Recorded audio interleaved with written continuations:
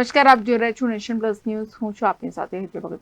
સુરેન્દ્રનગર ખાતે આવેલ દેવનંદન રેસિડેન્સીના રહીશો દ્વારા પીવાના પાણીના મુદ્દે નગરપાલિકાએ હલ્લાબોલ કર્યો હતો. અત્રે ઉલ્લેખનીય છે કે છેલ્લા 2 મહિનાથી આ વિસ્તારમાં પીવાનું પાણી આ નગરજનો માટે દુર્લભ થઈ ઉઠ્યું છે.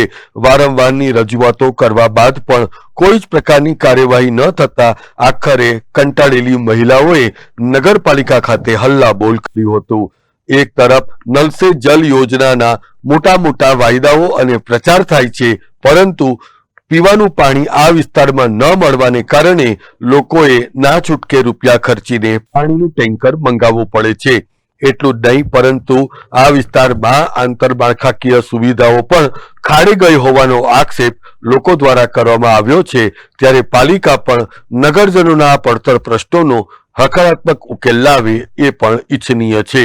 Rajesh Bahurasi, Nation Plus News, Surendranagar.